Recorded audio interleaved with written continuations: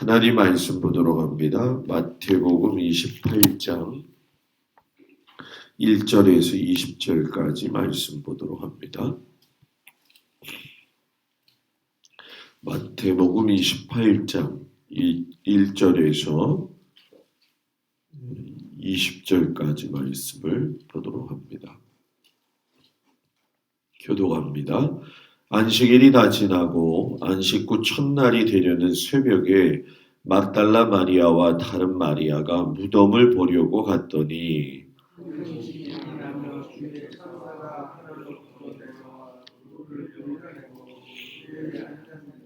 그 형상이 번개 같고 그 옷은 눈같이 희거늘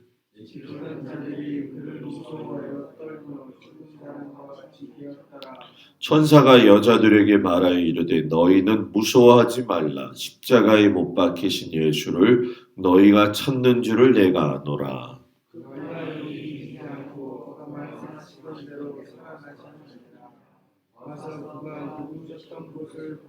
또 빨리 가서 그의 제자들에게 이르되 그가 죽은 자 가운데서 살아나셨고 너희보다 먼저 갈릴리로 가시나니 거기서 너희가 배우리라 하라. 보라 내가 너희에게 일렀느니라 하거늘.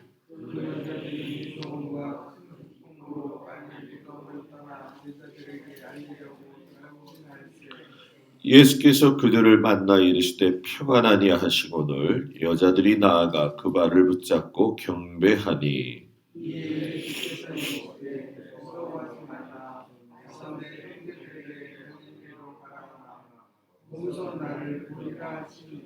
여자들이 갈 때 경비병 중 몇이 성에 들어가 모든 된 일을 대제사장들에게 알리니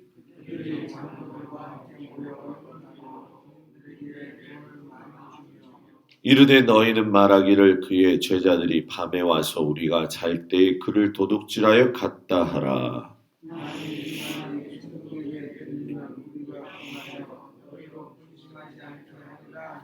군인들이 돈을 받고 가르친 대로 하였으니 이 말이 오늘날까지 유대인 가운데 두루 퍼지니라.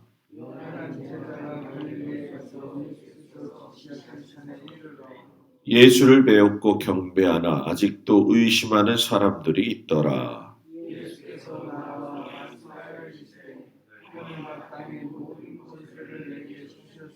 그러므로 너희는 가서 모든 민족을 제자로 삼아 아버지와 아들과 성령의 이름으로 세례를 베풀고 내가 너희에게 분부한 모든 것을 가르쳐 지키게 하라.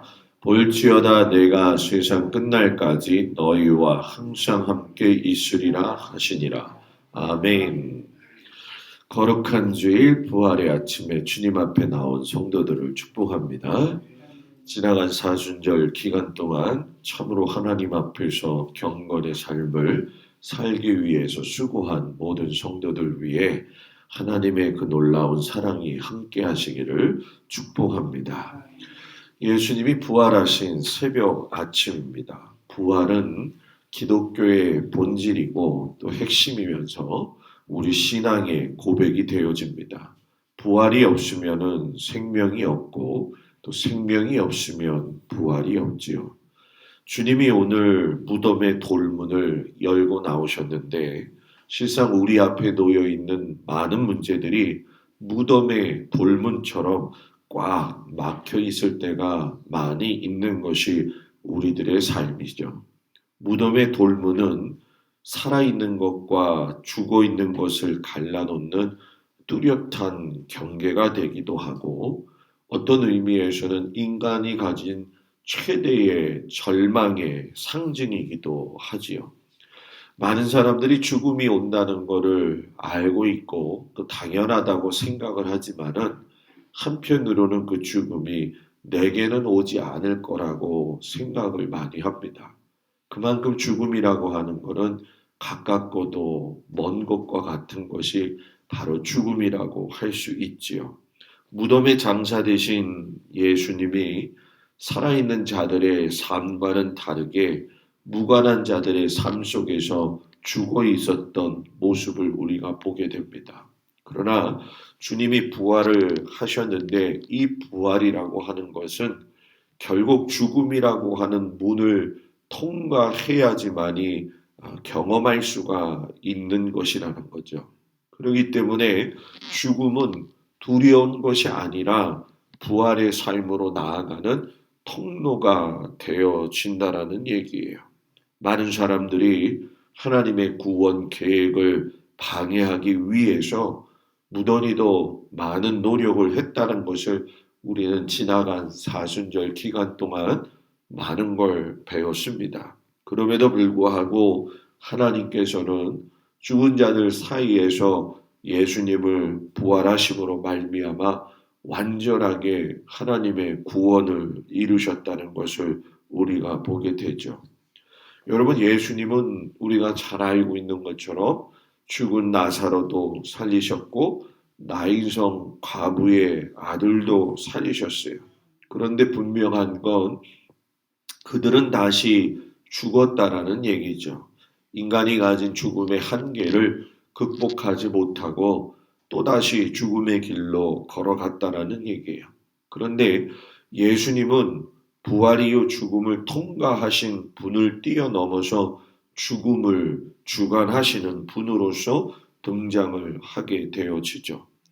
오늘 주일 아침에도 여러분들과 그런 이야기를 나누겠지만 안식 후 첫날에 막달라 마리아하고 다른 마리아가 빈 무덤을 향해서 가고 있는 모습을 우리가 보게 됩니다. 실상 그들이 갈 때에는 그 무덤이 빈 무덤인지 예수님이 계신지를 잘 확인하지 못했어요.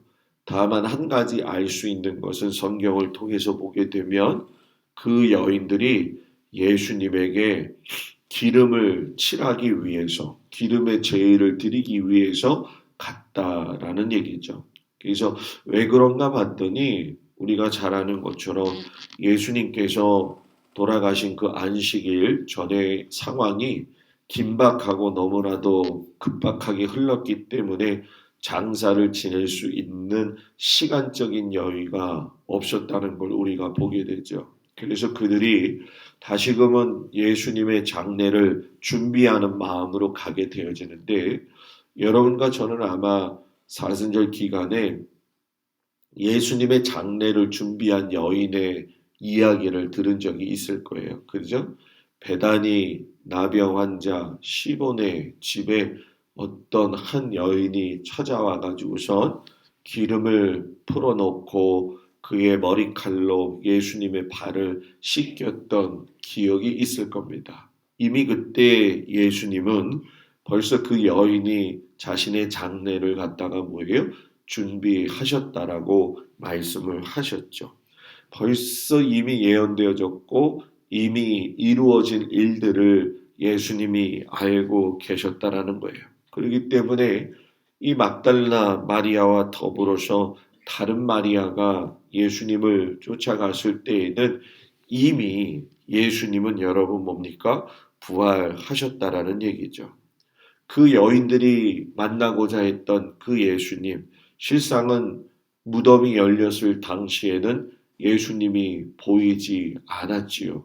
이 이야기는 예수님이 만약에 거기에 살아계셨다라고 한다면 분명한 확신의 모습을 주기도 하셨지만 예수님이 없다라고 하는 것은 분명히 또 부활하셨다라고 하는 한 증거를 우리에게 말씀하고 계시는 거죠. 사람이 죽은 사람이 부활했다는 걸 믿는 것도 어렵지만 만나서 이야기한다는 건 더 감당하기 어려운 것이죠. 그렇기 때문에 두 여인이 굉장히 두렵고 또 한편으로는 기쁜 이 두 가지의 마음이 교차하면서 예수님의 제자들에게로 달려가던 도중에 부활하신 예수님을 만나게 돼요. 그때의 예수님이 처음 여인들에게 하신 말씀이 뭐냐? 평안하냐라는 거예요. 오늘 이 부활의 아침에 여러분들에게 예수님이 물으시죠. 평안하냐? 평안하냐? 삶의 고단함과 어려움, 또 우리들의 현지적 삶의 모습들이 너무나도 뒤죽박죽인 이 세상을 살아가고 있을 때에 주님은 이 새벽 아침에 잠깐 멈추고 우리들에게 물으시죠. 너가 평안하냐? 주님의 부활이 우리에게 기쁨이 되어지는 것은 주님이 우리에게 평안을 주신다는 거죠. 오늘 이 아침에 여러분들이 주님을 만날 때 기쁨과 더불어서 누려야 될 것이 있는데 그것은 무엇이냐면 평안해야 된다는 말씀이에요. 그 평안이라고 하는 말씀을 하신 후에 예수님께서 여자들과 그 제자들에게 다시 갈릴리에서 만나자라고 이야기를 하셨어요. 실상 갈릴리는 그 제자들이 그 예수님을 처음 만났던 곳이고 새롭게 불러주셨던 새로운 삶으로의 전환이 있었던 아주 중요한 곳이죠. 그곳에서 그 부르셨던 예수님을 다시금 만나기를 원하시는 예수님의 속 깊은 뜻을 과연 제자들이 알 수 있겠냐는 거예요. 우리가 매 해년마다 부활절을 맞이하지만 주님은 오늘도 우리에게 다시 갈릴리로 가서 만나자. 이 이야기는 뭡니까? 너가 나를 만났던 그때, 나와 함께 더불어 신앙의 회복이 있었던 그때, 나와 더불어 믿음의 길을 걸어가기로 작정했던 그때를 다시금 기억하고 일어서라는 얘기죠. 더 이상 죽음과 슬픔 속에서 빠져 있지 말고 내가 부활했으니 너희들은 일어나라는 거예요. 그동안에 나를 배반한 거, 너희들이 내가 죽었다고 절망 속에 있었던 거, 그거 다 필요 없다. 이제 뭐예요? 새로운 관계를 가지고 부활의 주님이 나를 만나서 더불어 이 세상을 다시금 한번 새롭게 출발하자라고 말씀을 하시는 거죠. 그러니까 육체적으로는 예수님이 부활하셨지만 영적으로는 제자들에게 다시금 새롭게 부활해서 믿음의 역사를 이루고 무너진 신앙을 세우라고 주님께서 말씀을 하고 계셔요. 우리들의 무너진 신앙, 우리들의 무너진 마음, 무너진 인간관계, 무너진 영혼들을 바라보면서 다시금 이 땅에 오신 우리 주 예수 그리스도를 기억할 수 있는 부활의 아침이 되시기를 주의 이름으로 축복을 드립니다. 그리고 예수님이 결국 마지막에 가셔서 말씀하시고 당부하시는 것은 여러분 뭡니까? 모든 민족에게 복음을 전하라라는 얘기죠. 결국은 주님의 부활은 결국 새 생명을 낳는 일에다가 수고하라라고 말씀하셔요. 오늘 부활의 아침 한번 깊이 생각해 보셨으면 좋겠어요. 부활의 주님을 만나고 주님이 명령하시는 그 복음의 메신저로서 내가 역할을 어떻게 하고 있느냐. 이 부활의 기쁜 소식을 가까운 내 자녀들, 가까운 내 남편, 내 아내, 그리고 주변에 있는 친인척들, 그리고 동네에 있는 모든 사람들을 바라보면서 이 부활의 기쁨을 나누어 줄 수 있다고 한다면 또 이것이 우리 주님이 우리에게 주시는 사명이고 세상에서 누릴 수 있는 성도들의 특권이다라고 하는 말씀을 믿어 의심치 마시고 훗날 주님이 다시 오실 그날 만나는 그때까지 쉬지 않고 무너지지 않으면서 부활의 주님을 붙들고 다시금 일어서서 활기차게 주님을 바라보며 믿음의 전을 세워갈 수 있는 귀한 성도들이 되어진다고 한다면 하나님이 기뻐하시지 않겠느냐라고 하는 사실을 여러분들한테 축복하면서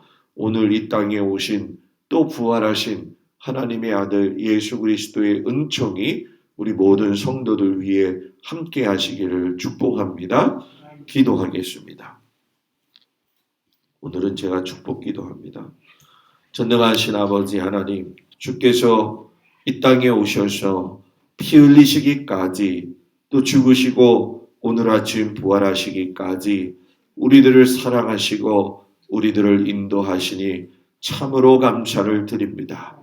죽음과 절망 앞에서 울고 있을 수밖에 없는 저희들을 위해서 이곳에 친히 인간의 몸으로 오셔서 십자가에 못 박히심으로 인간의 가장 큰 적인 죽음을 경험하시고 그 죽음을 이 새벽 이 아침에 이기시고 다시금 일어서셔서 우리들로 하여금 생명의 구원의 반열에 들어갈 수 있도록 인도하시니 감사를 드립니다.